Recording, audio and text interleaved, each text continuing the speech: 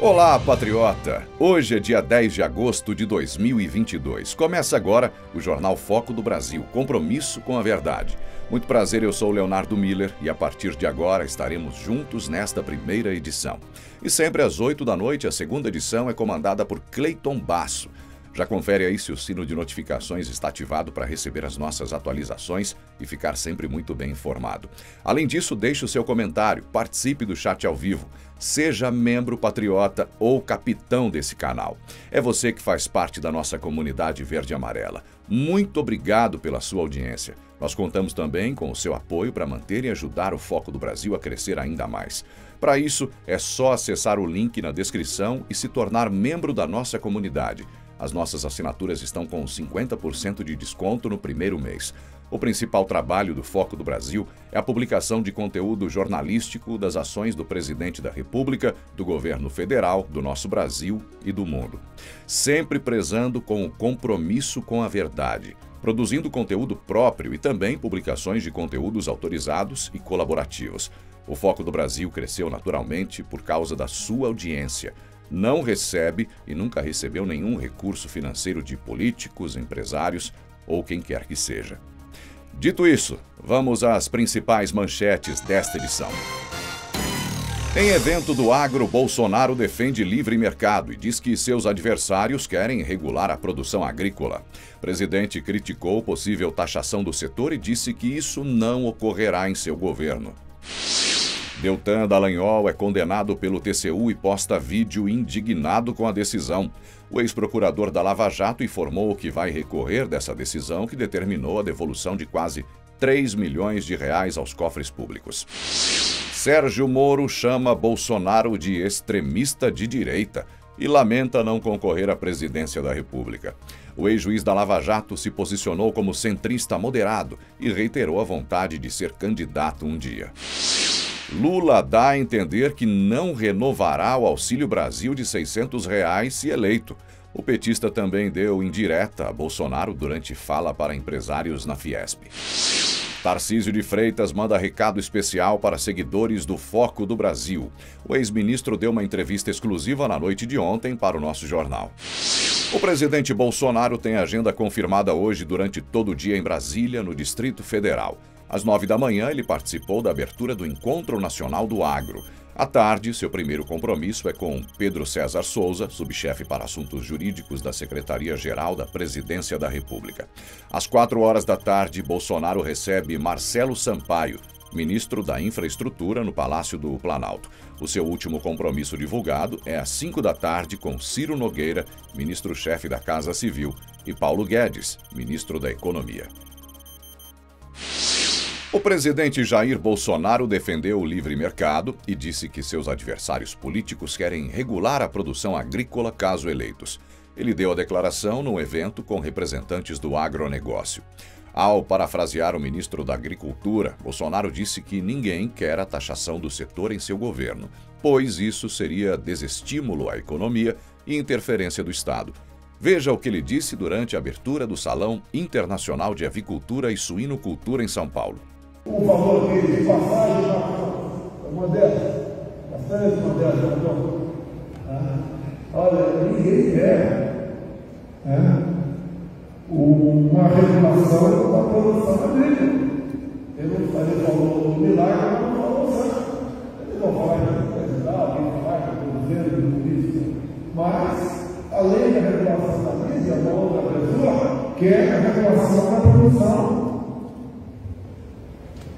agrícola. O que é isso? Desistimos. É o Estado interferindo, o Estado filtrando.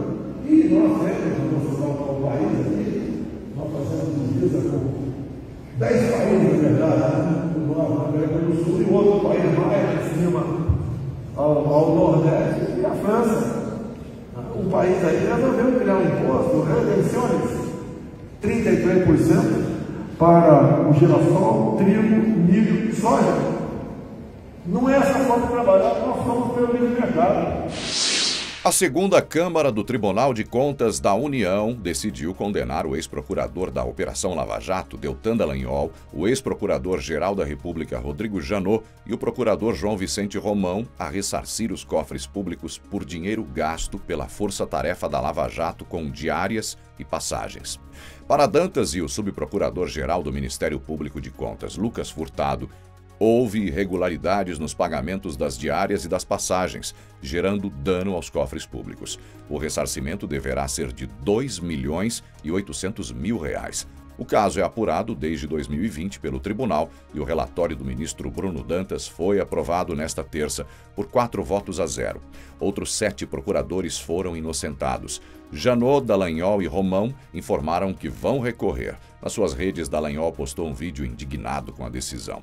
Vale lembrar que, caso seu recurso seja negado, ele se tornará inelegível para as eleições deste ano por não se enquadrar na lei da ficha limpa. Veja o que ele disse.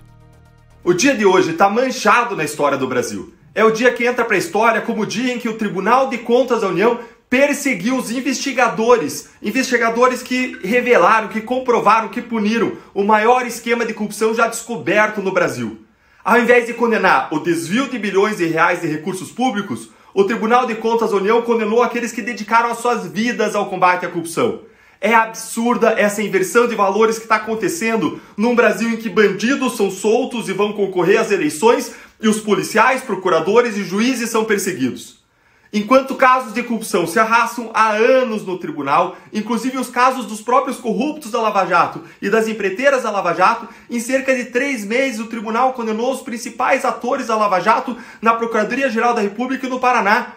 E quem decretou a condenação foram 4 ministros políticos que foram delatados na Lava Jato e fizeram isso contrariando 14 manifestações técnicas de 5 instituições que tinham dito que os gastos foram regulares e que eu não tinha qualquer responsabilidade sobre eles.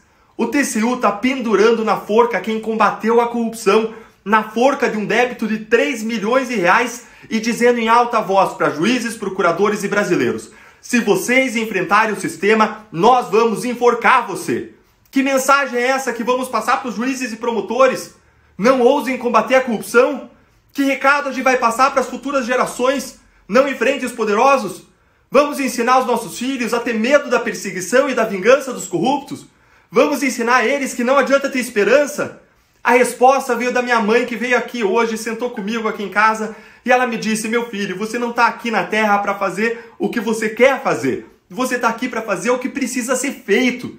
Eu me recuso a me render. Eu me recuso a perder a esperança. Eu me recuso a deixar que os poderosos continuem a nos roubar por séculos. Eu me recuso a dobrar minha cabeça para tribunais aparelhados pela velha política, pelos políticos corruptos e por seus aliados.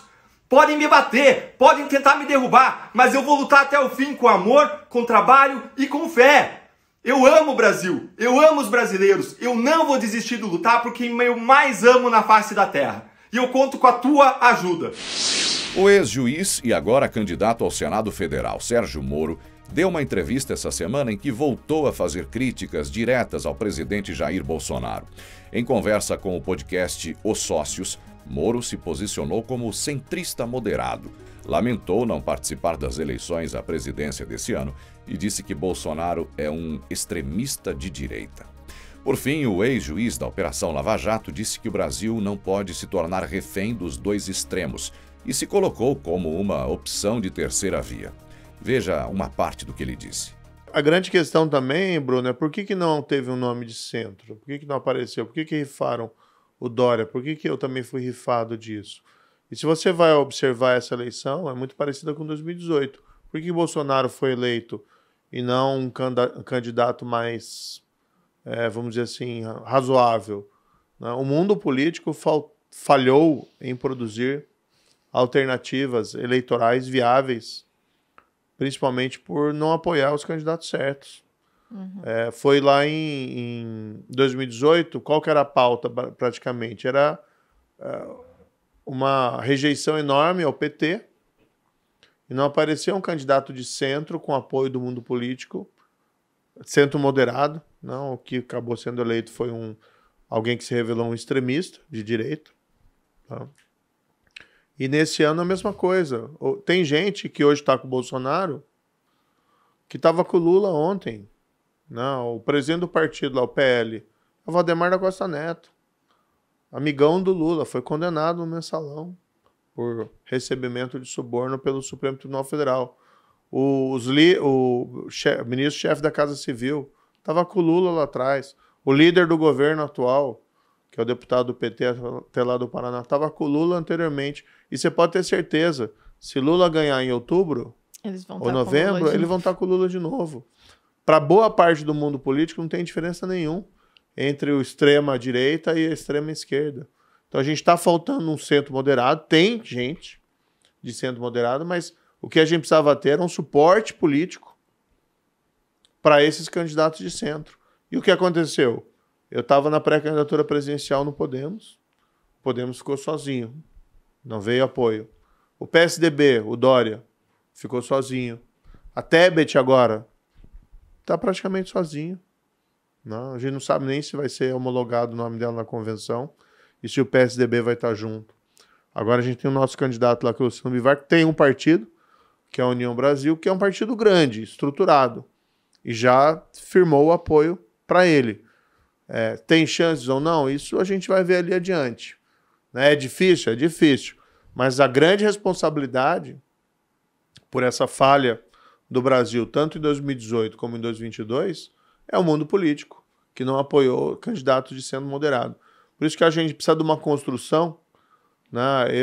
A União Brasil tem essa possibilidade de ser um partido de centro-direita, né? Moderado, tá? Por isso que eu estou dentro agora do União Brasil, e vou me colocar na oposição, como um senador que seja independente, mas com o objetivo também de a gente construir algo para sair dessa situação de refém desses dois extremos. Né? Porque aí daqui a 4 anos, quem que vai ser? Se for eleito um Lula aí. A gente vai repetir o mesmo erro de pegar um candidato bolsonarista de extrema-direita para entrar de novo nessa... O país vai perdendo. Né? A gente vê que o país tem muita criatividade, tem muito potencial, mas vai ficando para trás, né? Com governos sucessivamente ruins. O comentarista Alexandre Garcia analisou o cenário da economia brasileira nos últimos meses e disse que, principalmente no Nordeste do país, já está se tornando difícil encontrar mão de obra com a redução do desemprego. Isso está acontecendo, segundo o jornalista, graças ao trabalho constante para reduzir a inflação e gerar mais postos de trabalho por conta do presidente Jair Bolsonaro e do ministro da Economia, Paulo Guedes. No seu comentário diário, ele analisou as razões disso. Veja uma parte. Aliás, só para lembrar, né, Bolsonaro, vocês devem ter estranhado, né? Vocês leem as pesquisas, que eu dou uma olhada, mas não levo a sério nunca, né? Porque eu não vou permitir que me enganem pela segunda vez, 4 anos depois. E olhem as multidões que recebem o presidente no Nordeste. Vocês sabem por quê? Porque no Nordeste, agora ainda vai chegar aos 600, né? Mas antes disso, está cheio de gente que não está com carteira assinada porque prefere ganhar 5 mil por mês sem carteira assinada a ter carteira assinada e ganhar 1.200. As indústrias de confecção estão trabalhando em 2 turnos para dar conta da demanda, o consumo aumentou, estão terceirizando, tem gente trabalhando em casa para a indústria de confecção, indústria de laticínio está vendendo tudo, todo iogurte está saindo. Está começando a ficar difícil de encontrar alguém para fazer trabalho. Então não foi só a água que chegou ao Nordeste, né? Foi também o Brasil que está dando certo, enquanto o mundo não está dando certo, né? Aqui no Brasil está caindo o número de famílias, caiu 22% esse ano, segundo o IP, o número de famílias em extrema pobreza caiu de 5,1% para 4%. Até o fim do ano. No mundo, é o contrário, está subindo. Aqui caiu 22%, no mundo está subindo 15%. No mundo está subindo a inflação e caindo o PIB. No Brasil é o contrário, está caindo a inflação e subindo o PIB. O que é isso? É o brasileiro, né? É o brasileiro, o Paulo Guedes dá uma mãozinha, o Campos Neto dá uma mão lá para segurar a inflação, né? Bolsonaro dá uma mão fazendo com que quem estava mal intencionado para corromper está com medo de ser corrupto, né? Então é isso que tem acontecido nesse país.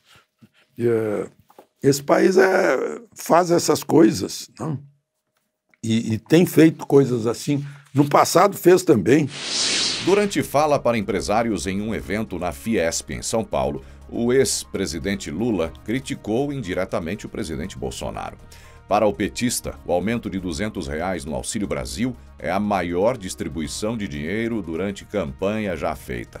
Além de criticar um benefício social genuinamente proposto pelo presidente para tirar o povo da miséria, Lula deu a entender que, se eleito, não irá estender o aumento de R$ 200 além de dezembro deste ano, quando ele tem previsão de encerramento. Veja o trecho em que ele diz isso no evento. E é dentro desse clima que nós vamos concorrer a uma eleição, vendo um dos adversários, para não citar nomes, fazendo a maior distribuição de dinheiro que uma campanha política já viu desde o fim do Império. Não se tem conhecimento, não se tem precedente na história do Brasil, sabe, de alguém que, faltando 57 dias para as eleições, resolva fazer uma distribuição de 50 e poucos bilhões de reais em benefício que só dura até dezembro. Ou seja, são benefícios que têm uma duração muito pequena e me preocupa porque, quando terminar esses benefícios depois de 3 meses, há de se perguntar se o povo aceitará pacificamente a retirada de um benefício que ele está recebendo por conta das eleições. E eu acho isso muito grave e acho que a sociedade brasileira precisa ficar atenta, porque o sinal do comportamento de alguém para ganhar uma eleição não é tranquilo.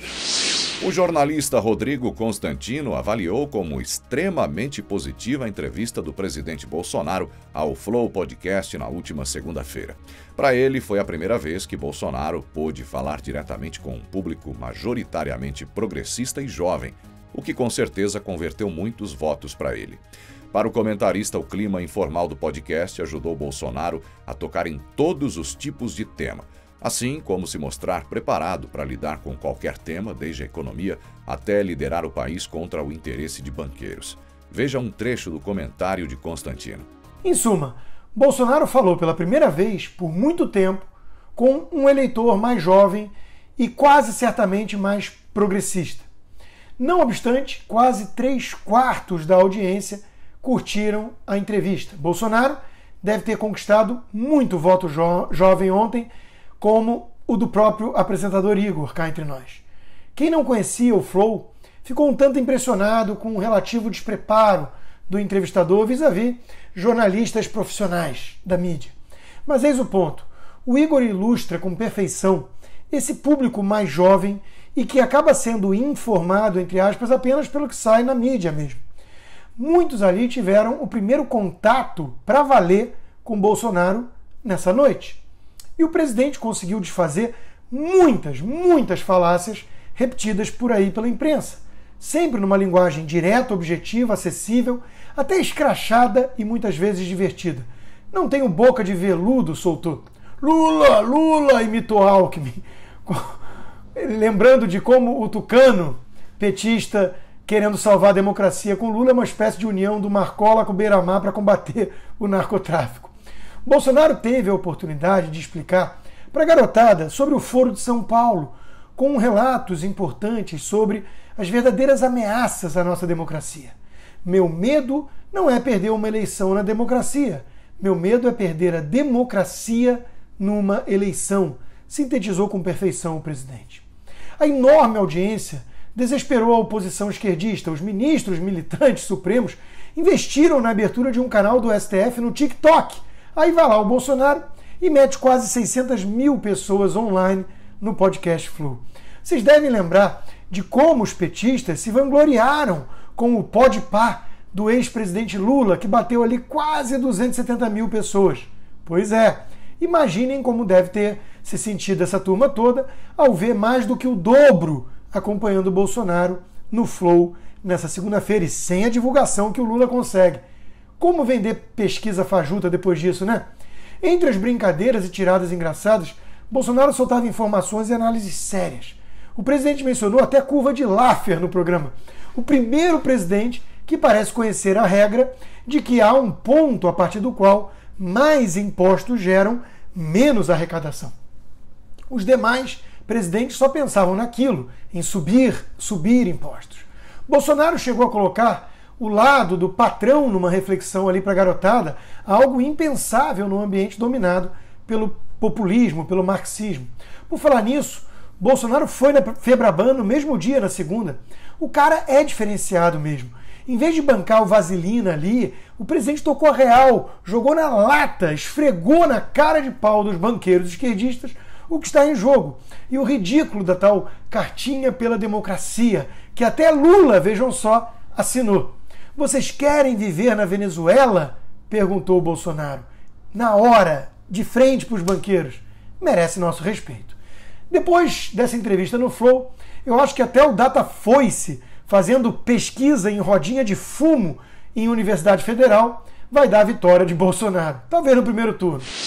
Convidado especial do Foco do Brasil, segunda edição, na noite de ontem, o ex-ministro da Infraestrutura e agora candidato ao governo de São Paulo, Tarcísio de Freitas, mandou um recado especial aos seguidores do nosso canal.